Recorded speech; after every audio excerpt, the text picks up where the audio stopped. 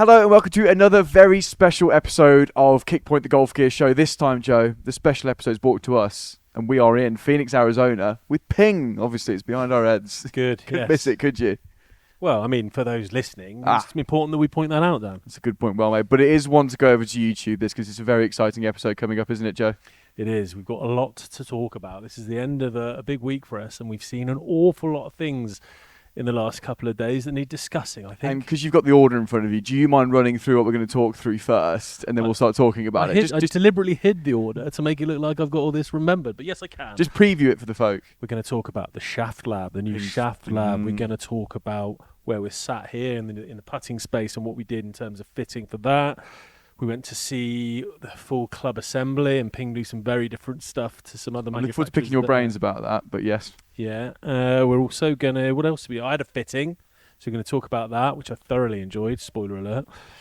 The vault, the gold putter vault. Goldest space in at least Arizona, if not the world. Pretty cool. Felt very privileged there. And you just had a putter fitting. Yeah, fresh off the back of a putter fitting. So loads to get stuck into. And then all at the end of that, we did this over at TaylorMade with Adrian Rietveld, and it worked so well. Oh, I forgot about the end bit. Yeah, that's better than everything. It's better than everything. That's the reason I'd stick around, because this was, well, we're gonna make this really interesting, obviously, but what's coming up at the end, Joe? Well, normally you have to listen to me prattle on in WITBs, don't we? And unfortunately, yeah, and rehash stuff. Right. We've got, we spoke to Kenton Oates, who is the head of the PGA Tour team, who looks after Hovland. So we've been through Viktor Hovland's full what's in the bag with the guy that sorted it all out. And there's some good nuggets in there. And it works so well with Adrian at TaylorMade. We thought we'd do it again here at Ping. They were kind enough to give us Kenton to talk through it all. Actually look at this, because we did that in the vault. Filmed it in the vault. In the vault. In the Ping Gold Putter Vault, which for those who don't know what that's all about, we'll come on to that in a little bit. Let's set the scene a little bit more. We're sat in the Putter Lab as things speak in Phoenix, Arizona. It's the end of June. It is really hot, but all the wonderful locals are telling us, yeah, it's just chill. You could have come in a much worse week. Don't come next week. Don't come next week where it's 120 degrees. It's just 100 today. I'll tell you what I was very relieved about in my fitting. I was fretting a bit, wasn't I? Oh gosh, you can stop saying, oh, I'm going to be too hot. I'm going to be tired. I'm only going to be able to hit 2 shots. But you go out onto the proving grounds and massive tent. Huge. But not just that, within that tent, massive industrial fans blowing some lovely cool air at you. But without it like blowing the ball, didn't make it all suddenly go downwind and stuff was blowing around everywhere. Do you think that's why I was hitting it so well? I think it was the industrial fan straightening it out. Hadn't thought of that. I don't know, very clever if it is. We'll come to all of that in a bit though, Joe, but let's sort of talk chronologically through our time here at Ping, here in Phoenix. And we started with arguably what's probably the most exciting thing to look for in 10 plus years, but maybe even sooner than that with Ping, is proprietary shaft building, a brand new shaft lab we got shown through. And again, if you watch on YouTube, you're going to see some great B-roll of this. If you're listening, we'll be as prescriptive as possible. But no other brand does this. No other brand's developing their own shafts in-house. And that gives them way more control over everything, right, when they're club building. Very unique, right, isn't it? So there's so many things they do with it, isn't it? So it's conceiving new designs, being able to build them to a finished spec, prototype them, test them. And we were chatting at length about the possibility that in the not too distant future, they're going to be able to knock up bespoke shafts for individual players. It's not just like all of a sudden, you're going to be in a Ventus Black like Scotty. You could have a Ventus Black style profile, but with a slightly different feel that you've specifically prescribed to Ping. And that, to me, is really interesting. So you could then go and get the Hovland shaft, the Corey Connors shaft. I think that's really interesting. I was thinking what a good pull that'll be for staff players to come into Ping. If you can go and just, this is what I want to feel, this is the flight I want, go do it. And the guy who's showing us around the shaft lab was suggesting that could be achieved within a matter of days. Yeah, really. They can turn that around really quickly, and having profiles for specific players. I mean, Hovland just playing his own shaft, the Hovland shaft, because it does this ever so differently, because they've got a lab here on site that can make that for him. Took us through the whole process of start to finish. Is that the first time you'd seen that? We literally saw how a graphite shaft is made. I was amazed by that. Fully the first time I've seen it. Obviously, I've nerded out and looked a little bit, so I had an inkling of how the wraps were done and how you wrap in different directions to create different torsional stiffness and profiles, etc. But actually seeing where it's done and seeing the graphite, if you like, in its original state, in its sheet state, which is basically graphite fibers, carbon fibers, and resin, a mixture thereof. And in its starting state, it's quite sticky. And then it goes through the processes of being wrapped and then cooked, basically, and then smoothed out, then painted. It was really cool to see that. And there'll be a social video, because I ran around after that. You did? Trying to remember what I'd just been told. Yeah, yeah, I've not seen that Panicking. yet. So I'm looking forward to watching that in your nice green top and white shorts. Not a fan of that, no? It looked all right. Okay, fine. A bit abroad for me, but that's fine.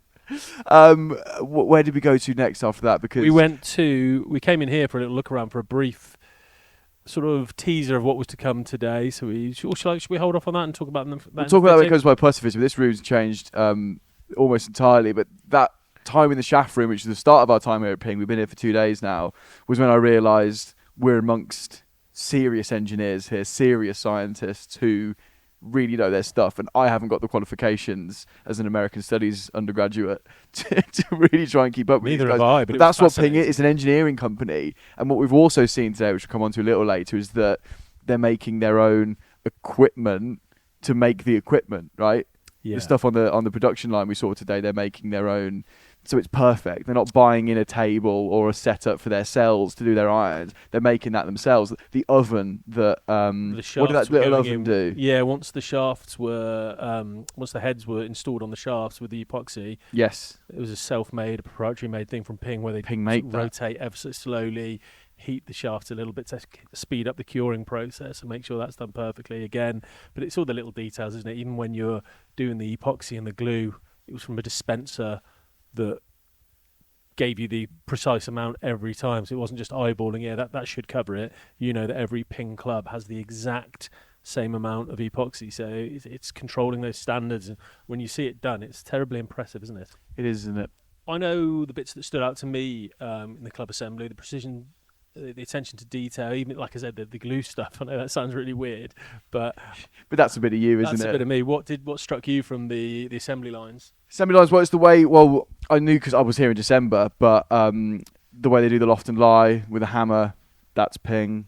Also, the one you showed me today, which I didn't know was a thing, is the way they do spiral grip tape. That's the way Carsten always used to do it. It's the way they still do it now, and that's something that runs through this company. You can tell is that Carsten Solheim's influence is still what's kind of running this place, and the philosophy of it.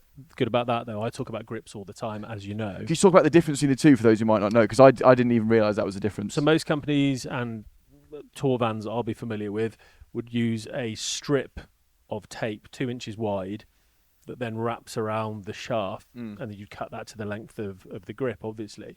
Sometimes when you do that, though, for very sensitive players, there'll be a little overlap where the two pieces of tape doth meet. I don't know if that's used correctly, but they'll meet and they'll create essentially 2 layers of tape in a very thin strip. So it will create tiny little ridge. So what you do when you spiral tape like Ping is your round grips are perfectly round. There's no opportunity to build up an extra area. So again, for someone who's a bit OCD like me, that suits me. And it was automated to perfection. Well, this lady on the line was just going. The spindle, I believe, was something that Carsten invented himself to make that so easy. But the guys and girls doing it on the assembly lines, they've done a few, haven't they? Because they just line it up, off you go, taped, done. It was brilliant. Pretty epic, isn't it? Yeah. Putter vault. Can I talk putter vault now? I know I was sort of skipping the chronology here. Going out of my order, but yeah, go on. Fine. Just because I saw this in December when I was lucky enough to be here. I couldn't get tired of seeing that, and it was your first time seeing it today. So describe what it was and how it looked to your new eye. Well, what it is when Ping players or I think it's non-contract players as well, isn't it? When anyone wins a professional event on any of the major tours, Ping will provide them. There's 2 putters get made for that, isn't there? 2 gold-plated putters. One goes to the player and one goes in the vault. And if you happen to win a major, it's not gold-plated, it's full gold. So this thing was rammed with, I think it was well over 3,000. 3,200 and something. 13. 3,213, I think it was, actually. Very well done. Yeah, off the top of my head. And isn't it gold? I know that sounds ridiculous as the gold putter vault, but it is in person. and you'll see it in the interview at the end of this episode, but it is gleaming in there. Unnervingly gold, isn't it? So I've seen it before, obviously on YouTube videos and some footage you brought back, you've shown me and stuff before.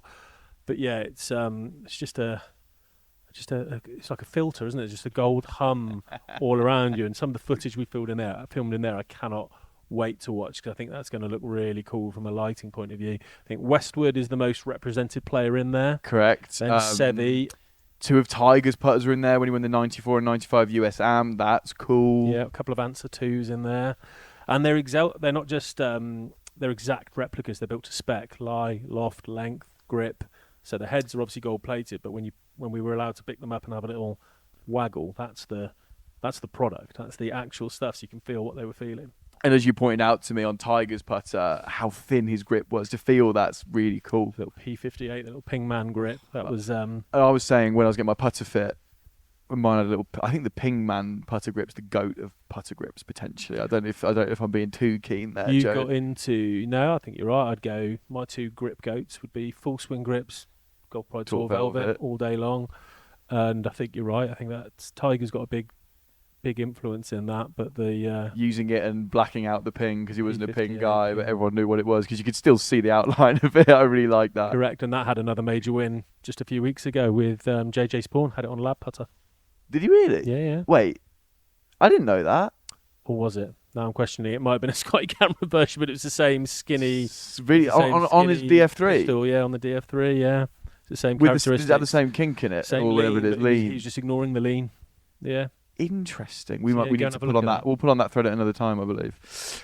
Your fitting then, Joe. This is something we really get stuck into. So, and we spoke about this, Travis, and we'll put this in when we properly talk about i240 and iDi. Ping's new clubs are here. You got fitted for them. As we said, we were quite nervous. You were quite nervous about the heat. I knew they'd put you in shade.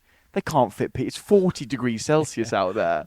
They were going to look after you, Joe. They've been doing this for a while in the desert. I just didn't know how well they'd be able to control that temperature, but it was very comfortable. It was like room it? temperature in there. I don't know how they did it. Yeah, it was lovely. Anyway, should we talk about James, your wonderful fitter? James, what a guy, yeah. So James met us, and James is someone, I believe, like one of the lead fitters, but also gets wheeled out for a lot of the media fittings because he, as you'll see if you choose to watch the fitting that we're going to put out there, very good on camera, really articulate, really comfortable, really confident.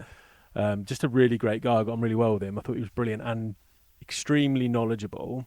And again, like I say in quite a lot of these when I've been fit, wasn't someone who felt the need to show you how clever he was. Just wanted to put me in the best product and explained it very succinctly. And have you had that before then? Because you've mentioned this with the fitters, all the fitters we've met in this week in the States, that they've all been brilliant and none of them have tried to do that. Have you had that happen before? Yeah.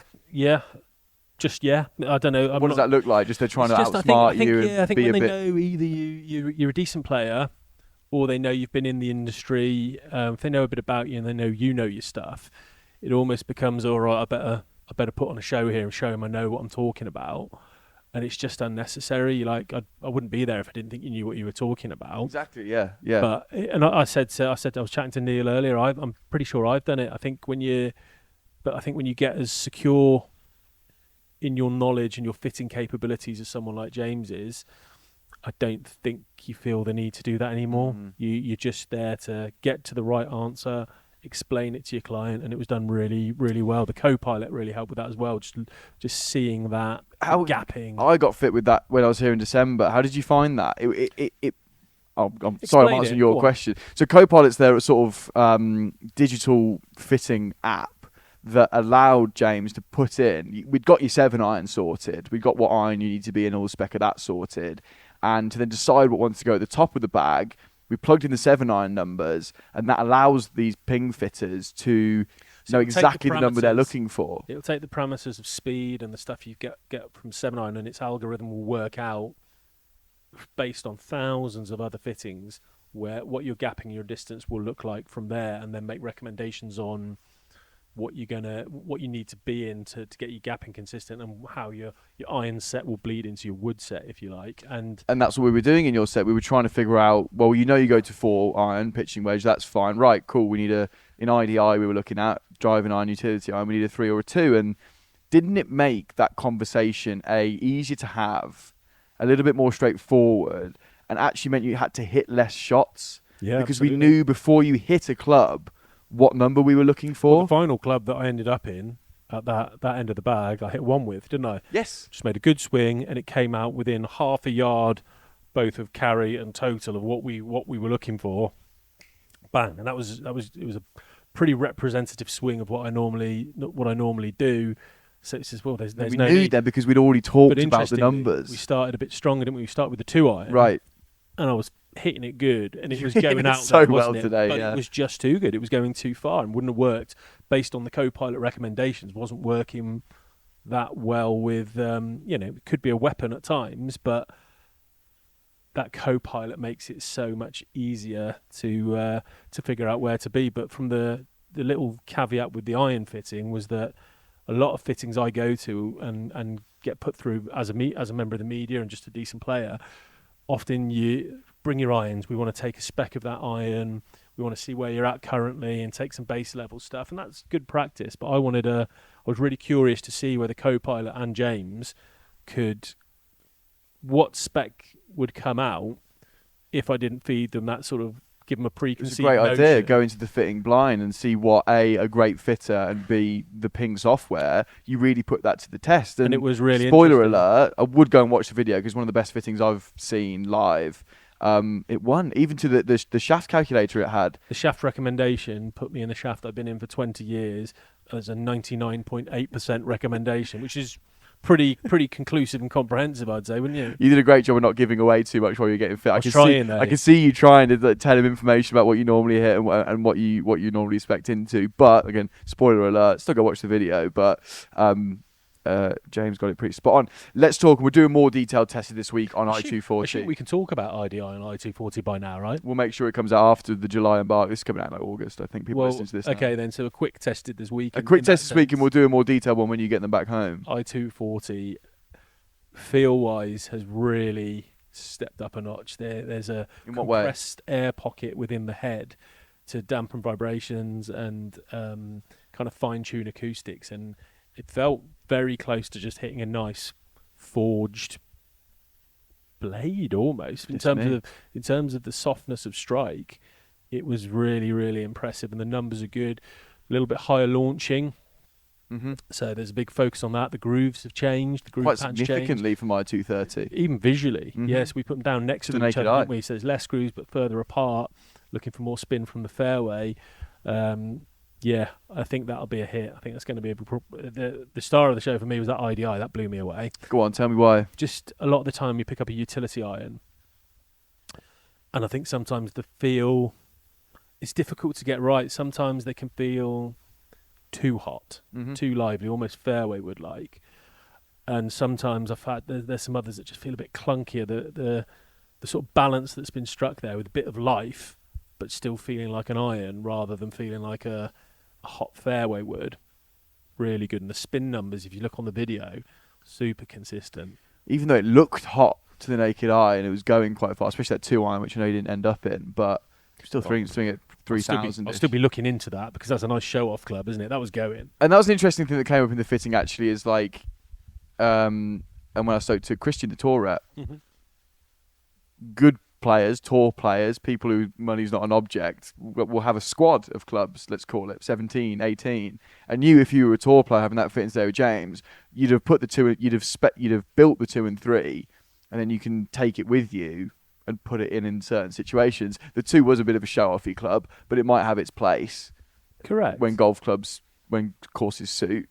But the 3 might be in more often than not. And you could confuse yourself with that and have too many options. But I would suggest if you're playing some competitive golf and you move around conditions and you're playing year round as well, I'd say a couple of good options to have would be something in the area we spoke about there, whether that's a 2-iron /5 wood /hybrid that will kind of achieve a similar distance but with a different flight profile. I'd say that's a good place to start with an additional option. And as you know, I always like to see people with a couple of different bounce options in their most lofted wedge, because when we're playing on hard pan links turf, very difficult to get a 12, 14 degree wide soled wedge bounce to do what you want it to do. And similarly, when you go into Shrek Swamp in December on an inland don't park, need that anymore. a 4 degree T grind is going to be hard work. It's going to be a scythe. So I like a couple of options, particularly UK-based players who play in such a variety of conditions. I don't know anywhere in the world where the conditions and ground conditions can vary so much as the UK. So I think if you're going to have a squad, that's a good place to start. And then you can obviously, you could advance that a little bit more and think, right, I've got a mini driver or a high launch 3-wood, and they're going to suit different courses as well. So it's important. I think if you are playing competitively, you're doing yourself a disservice if you haven't just got a little tweak you can make at some point, I think. Can I talk about a few more pieces of ping tech we've seen before we come on to the putter What fitting? if I say no? You're going to do it anyway, aren't you? You're going to do it anyway. It's a turn of phrase, isn't Okay, it? Though, yeah, isn't it? fine. Do you know what I mean? What a podcast. Let me embellish. Go on. Ping man. Yes. The robot. He's a good player, isn't he? Any good. Hey. Highly reliable according to the ping staff. Always here on time. Yes. Never answers back. Never needs a break. Yeah. Doesn't smoke, I don't believe. Ooh, Unless something's gone very wrong with the electrics. Yeah. It's a very I'm good sure point. Doug will be in there to fix it in no time. Perhaps So he we've got to does. see that working. So for those that don't know, Pingman's the testing robot here at the Proving Grounds. There'll be a little shot of Ping Man. I took a really good low down shot. You made me get on my haunches and take a shot in with the ball launch, and we'll put that up. That's It's worked just for you. cool. It's just cool watching it, and obviously they do so much testing in there, and what a great way to be able to do it. And then Focal, which is again was above my pay grade on a sciencey, engineering-y level, but what I can gather from it, Joe, is that I'm leaving you to this because whilst I was please don't, fascinated, please save me. I'm not sure how much I took in. It was What I it's took beyond in our though pay is grade. that all the brains that work here, and Eric who ran it and showed us through it is a big brain. The way they can engineer and test and learn, it's all here in this sort of playground of science, I might want to call it. He was referring to Chris Como as well, a very highly respected PJ Tour coach who comes and does a bit of research there. Did you need to coach Tiger? I thought that was the lead singer of Weezer, but then I googled it and it's Rivers Cuomo. So okay, very close. very, very Yeah, close. very Good close. band. But yeah, I believe he even a lot of players that Chris Como works with who aren't necessarily ping players will come and use that facility because you can get so granular in terms of your movement pattern, what the club's doing, and even down to the point the tech they were using to follow the ball flight from the indoor launch monitors was had a live weather from outside, so it was pulling the weather in to match the conditions outside. It was just Every variable considered, extraordinary, isn't it? And watching, I think his name was Zach, running the computer, I was like, this is mad. This is mad. But it gives me the belief, and now the know, that when these guys are developing clubs, every stone is being unturned to try and make it a little bit better than the one that came out last time. Neil, who was hitting a couple of shots, there was a couple of times I noticed when Eric was explaining something, said, "You understand, yeah?" And Neil kind of went, I think so. So that's where I was. I think I know what you mean, but it gets to the point where when you're at that level, you don't need to know. Let those guys get These guys have it covered. Let them do the research, and that will filter into what we use. And I can test it and say, yeah, love that. I'm not going to get there. That's not my area, Not but in it a was hurry. fascinating to see, wasn't it? You're fitting. so we literally just finished a putter fitting and over there. You can't see it. And again, the premise there, a great video you'll be able to watch at some point. It might be out now, it might not be. It'll be out soon. Either way. However, my Spider Tour X, I put really well with it. Do you love it less now? Yes, I have to, because Yeah, I've got fitted into one that has told me it's better for me. So that's cool, isn't it? But let's talk about the surface that this putting lab is on is a massive block of granite that is flat to within 0.0001. Be a It's heck like the of a flattest kitchen. object on Earth. Heck of a kitchen island that'd make, wouldn't it? Nothing's going to slip off there. It was a beaut. You've got no real excuses there, have you? But even down, again, the attention to detail, I can't quite remember how this was done, but it's not quite attached to the foundations of the building, because if the building shifts in any way because of Truck any comes by. truck or gravity, whatever, then Gravity gets a bit stronger one day. which I'm sure can happen. Always, That's Eric will know. Yeah. If that happens, then obviously it goes out of whack. perfect, It's not perfectly flat. levels. So again, that's been thought of, And they've got a handicap system on there. which we all got a bit competitive with. Yeah, so I got fit and got mine, and I started at plus 0.9, which obviously I was very smug about. The fitting got me into the Ping Alley Blue PLD, gorgeous piece of equipment, by the way, feels wonderful. I've been tapping Pete up for mine. Yeah, well, we can. This comes out. I can't quite talk about what you're getting yet, though. I think on the release date. That's a good point, actually. Well saved. It may be out. This comes out end of August. Don't jeopardise it. Let's not jeopardise this podcast by talking about it. We will at some point. Beautiful thing. It got me up to plus 1.5, so I'm class. However, you and Neil both came in and beat me. But it's a system that works on 5 parameters of your putter stroke. You hit 5 putts, and it's the whole putter fitting was so visual and easy for an idiot like me to understand because of the way it was described to me. But this sort of visual element of what you're doing consistently, and the fitter didn't try and change anything about me. He just said, let's make it more consistent. We changed a couple of things like loft and stuff like that, but let's get you more consistent. Down in length a bit, didn't you? Went down half an inch to try and get my eyes a little bit. Where do your eyes want to be? Yeah, you were inside. Eyes inside the ball is not a massive problem, but you don't want to go outside too your far. problem. You don't want to go too far inside the ball, so you just wanted to get your eye line a little bit closer. Without it feeling uncomfortable. Yeah, which it didn't. Yeah. Which it didn't. I played really well, didn't I, actually?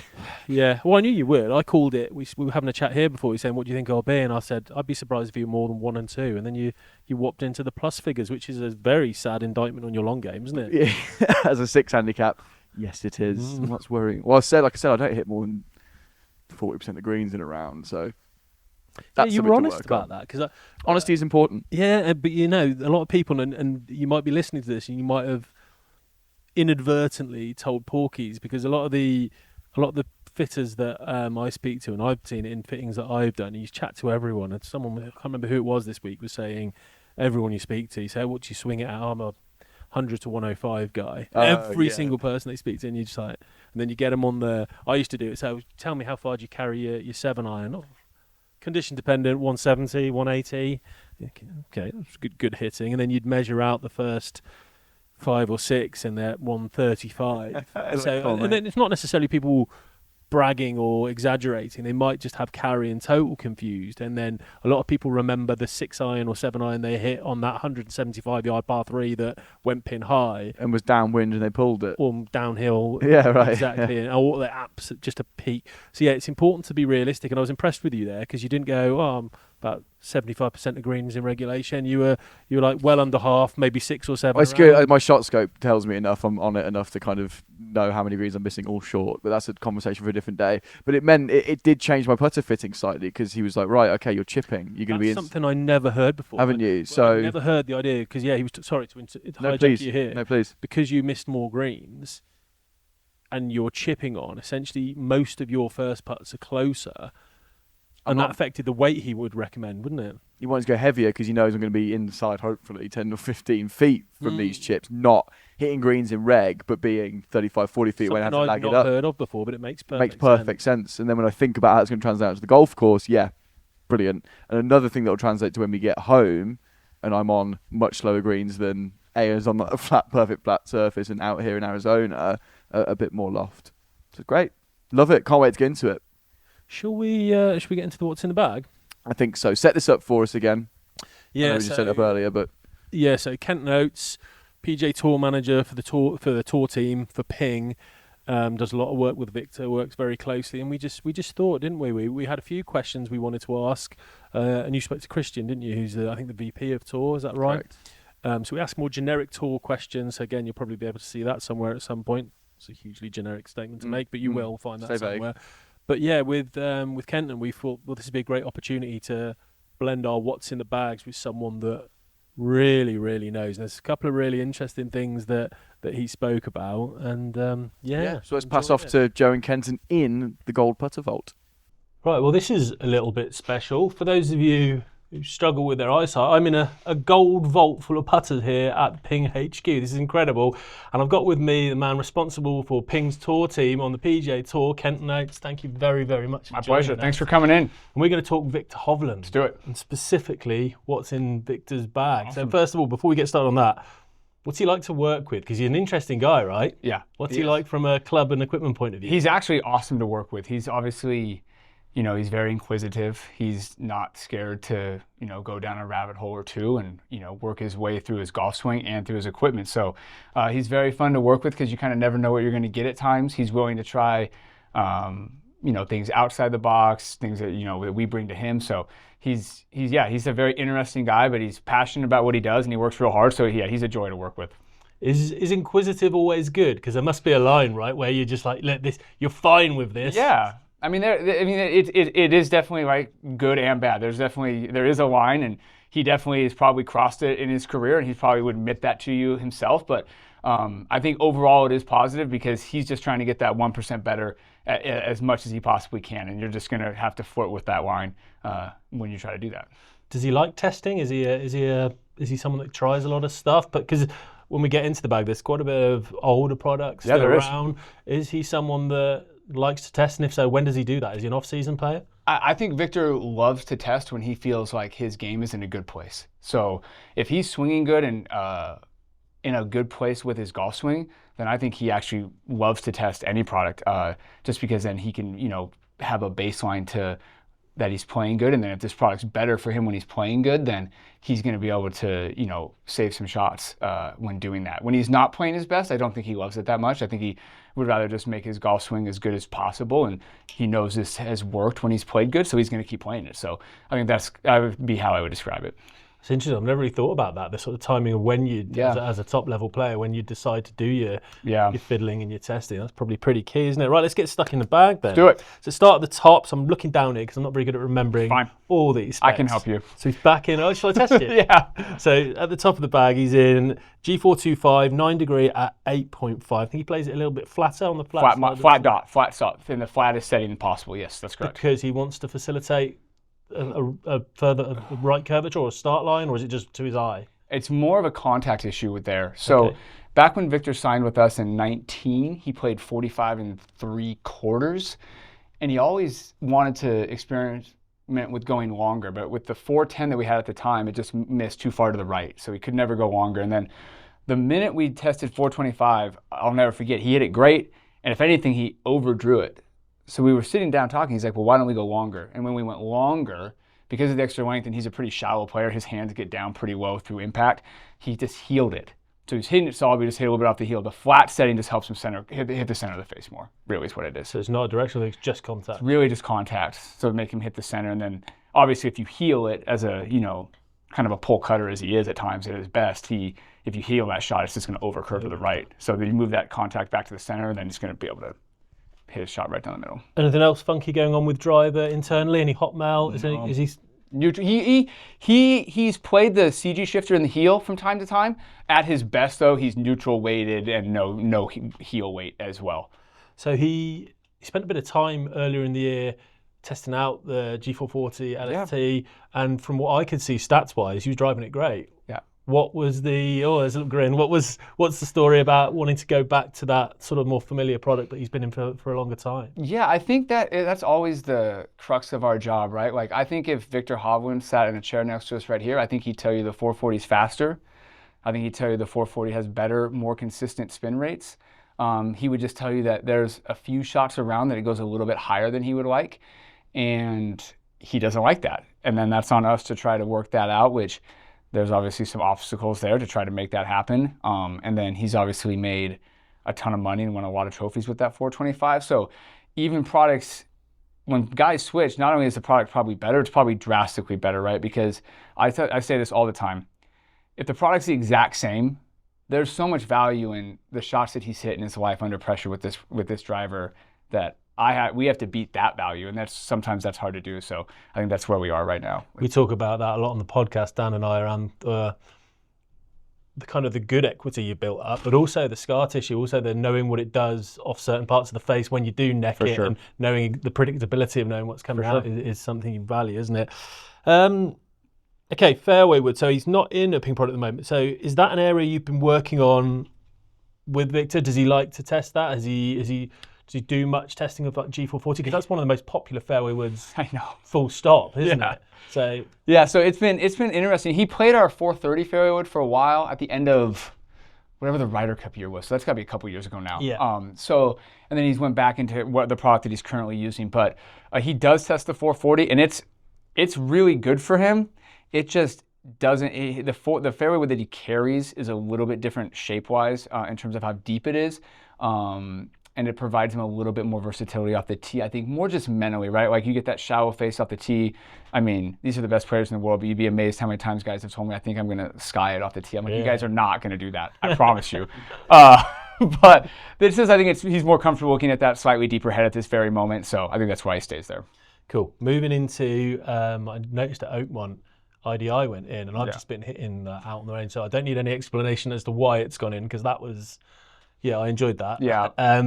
Give me an indication of spec. Where's he at with that? Yeah, the iDi has been, as you saw out there, it has been so fun to have because it's such a simple club for us to build. We build it either with a graphite shaft like Viktor plays, which is just the graphite design, 85, or we'll build it with your steel shaft. If we build it with your steel shaft, we cut it 1/4 inch from standard. We build it to the same Y angle that we would build you a 3-iron or 4-iron or 2-iron, whatever you would play. We put your grip on it, make it your swing weight, and guys hit it and they love it. So, and that's exactly how Viktor was. He tested that in Oklahoma a month ago, and he hit it about 3 times, and he was like, "Yeah, we're good. I like this one." Pretty much what happens with that. It's kind of it's one of the most iron-like feels I've had off a utility. Yeah. The air pocket, the tech that's in there, so soft. But there's still the life that you're getting a bit of oomph, right? Yeah, it's been great for our guys that they get that feeling that you're describing. It feels like a solid hit, but it still has like this went far enough, right? Because you're looking for this club. He's looking for that to go probably all of 235, 240 meters.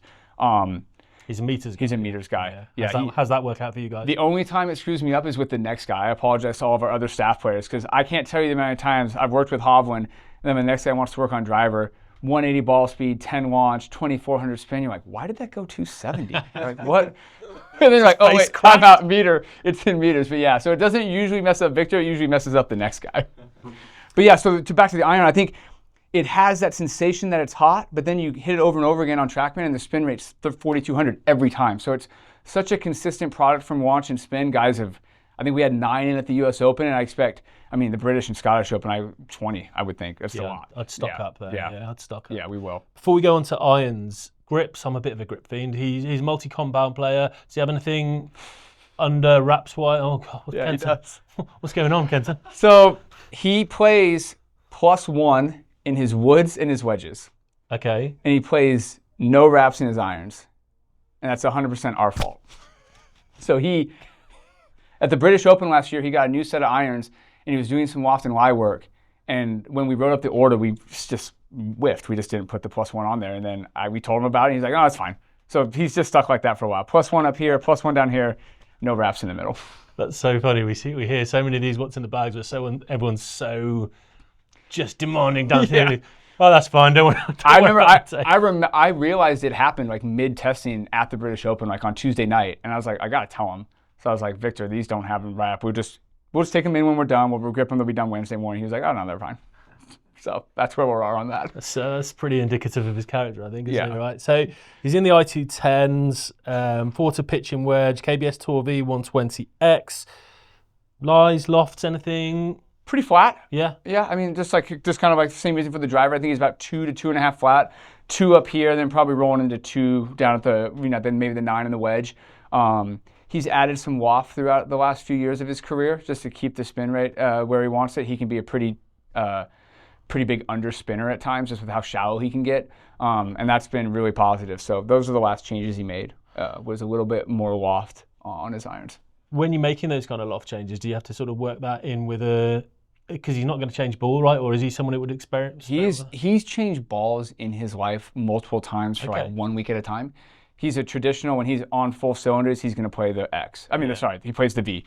But he has played the X at times to try to make that better, but then it always makes this worse. So if someone introduces that into the mix, do you kind of need a recalibration session just to go through everything? And yeah, the good news with Viktor is he hits a lot of balls, and he primarily always is on TrackMan, so he has such a great it's not like we have to like show up and restart with the set. He's going to tell me this is what this club's doing, and then we can just go in straight to the adjustment. So that's the one nice thing about Viktor is he's very well aware of his TrackMan numbers from not only a swing standpoint but from like a launch and spin standpoint, that he saves us a lot of times in those testing moments. I bet. Wedges. S159 in 50, 12S, 56, 12. Correct me if I'm wrong. You're dialed, man. These notes are 56, notes are 12. great. Don't tell him I'm reading notes. we'll cut that bit out. 5612S, and then an older wedge, wedge Glide 2.0. Mm-hmm. I did a What's in the Bag with Bubba, who was still in the Glide 2.0 at one point. What's so great? What's so popular about the 2.0? I think it's going to be different for every player. I think for Viktor, when he put that wedge in play, it was at BMW in, not Connecticut, what's the other one? Delaware. Okay. So that's when that was like 4 years ago now. And as he made that transition, his short game, I think, turned a corner. Like right around that same time. He put in the Glide 2.0. At the time, it was 4.0 was our current wedge at the time. And he just couldn't get a wedge that sat low enough on the ground. And that 2.0 does have like that elastomer runs pretty deep into the face, so it's got a like nice soft feel. And he loved it right away. And we're like, well, a wedge that says ping on is better than anything. So he went with it. And during like his first 8 months using that wedge, I think his short game took a big kick up. And I think now he just has a lot of built up trust in that. So he went through, I guess, probably the era you're talking about there. He went through a bit of a development phase with his short game where he gave that interview where I guess I suck at chipping. Puerto Rico, hilarious. I can imagine. So good. And then around this time he started working with Joe Mayo, I guess, and things changed. He worked on vertical swing, playing things. Did that have any implications for wedge grinds or bounces? Yeah, so he used to play, your notes will say, or not your notes, your memory, will say that good Kenton. That he plays a Glide 2.060 TS. That's what when he first played it in Delaware, it was a 58 bent to 60. So he added a little bounce, had the really aggressive thin sole, but a little more bounce just for a little protection on some of those shorter shots that he was struggling with. And as he made those progressions with his short game and got better, we just went straight to a 60 and was able to take away that extra added bounce, and he hasn't looked back since. Excellent. Putter. People love Viktor's putter, don't they? They do. It's a little bit... It's like a cult following. There is, isn't there? Yeah. So PLD Proto DS72, 36-inch with a longer wind grip, isn't it? Yep, it is wind grip. 17-inch, 3 degrees of loft. So is that a counterbalance product, or is it just a normal, and it's slightly counterbalanced by a heavy grip? Yep. So that's the question we get all the time, like, oh, Viktor uses a counterbalance club. It technically isn't. Like, if you went to go and watch him build it, you put in a standard putter shaft for a 35-inch putter, whatever people would use, and you put his grip on it. But it is, like you said, because that grip weighs 130, 125 grams, right? So and he grips it, you guys all see how he grips it, there's a little back on the half of it. So yes, that putter is slightly counterbalanced just due to the grip. There's no plug in the back half of it though. Okay, and the finish is always an interesting one. This is going to show a distinct lack of knowledge of finishes.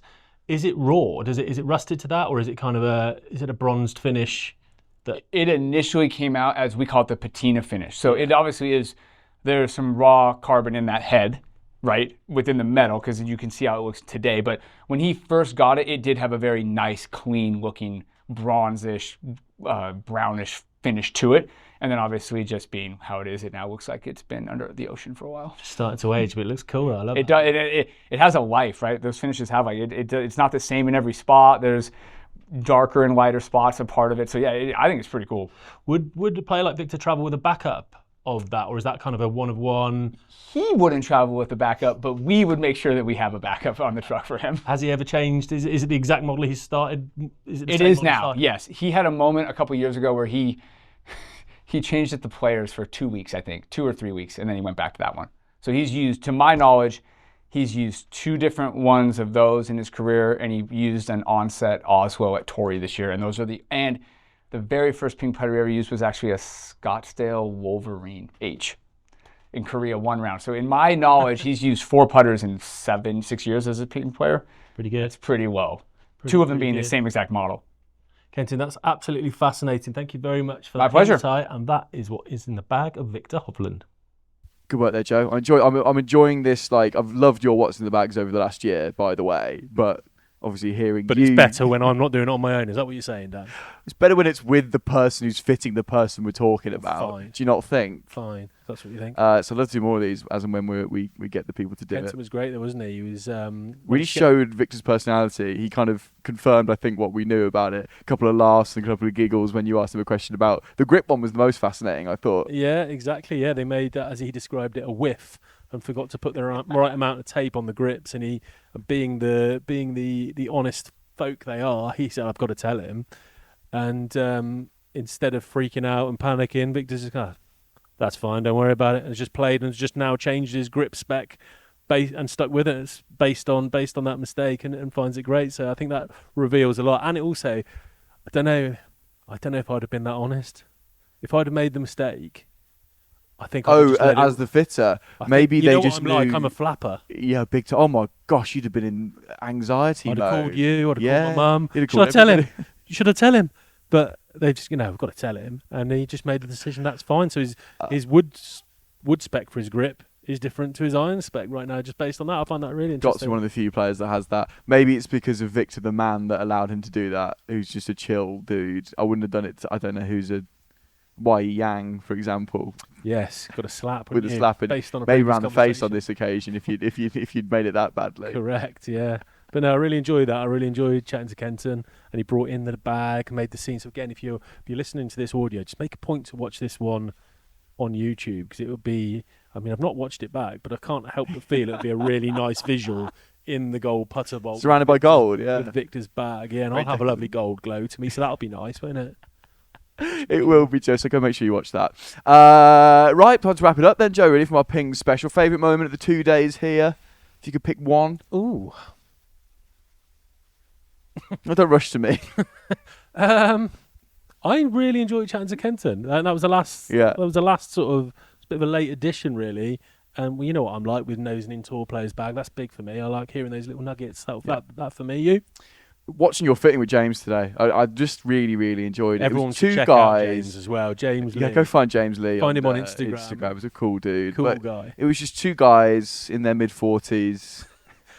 Well, two guys who looked like they were in their early 40s. Sorry, Joe, that's Thank my you. fault, isn't it? Very But naughty. it just happens that James is a lot older than that, but just looks God, he way looks better than good. me. It's just depressing. But it was just two guys vibing during a fitting. You were hitting it really well. We were in the nice shade with the fan. I had a sparkling water, and we were just making some fun content. I What really a enjoyed time to that. be alive, yeah, eh, Dan? yeah, but it's time to go home now, isn't it, Joe? It's time to go home. But we've had a lot of fun out here. So haven't we? much fun, and kind of a nice way to celebrate our first year. And I guess for those listening and watching, we wouldn't be able to do this if you hadn't been listening and watching. So thank you for that. Thank you, but also thank you, Pete. We've got behind the camera. He's been a fantastic host and really looked after us. I've never drunk so much water in my life. No, He gave me my first Chick-fil-A, How which was I'll it? always Oh. remember. you never forget your first. You don't? Chick-fil-A, how was it? Phenomenal. Yeah, Phenomenal. chicken. Yeah, The Chick-fil-A sauce is moving. I might just move over here for that. And we're going to go pop you in a driverless car now, aren't we? Yes. Next to Phoenix Airport. Yes, we've seen some driverless cars, and I'm intrigued, so I'm getting in one. before We'll we go. we'll feedback on that once we're home. So yes, thank you to If I Ping. get home. If you get, can you send it home? Imagine how confused it will get. It drives to the East Coast and just plummets into the water. Right, I think it's time to wrap up. Time isn't to it? go. So thank you for Ping for hosting us. Hope you enjoyed this episode and our little run of special episodes here in the States. We'll be back at home in our studio next week, won't we, Joe? We will. If you've made it, If we'll I've made it. we'll update you on If the not, way, there'll Mo. be a new host, so thank you very much for supporting me in my time as host. Right, thank you for listening. Thank you for watching. Until next week, we'll see you next time. Bye.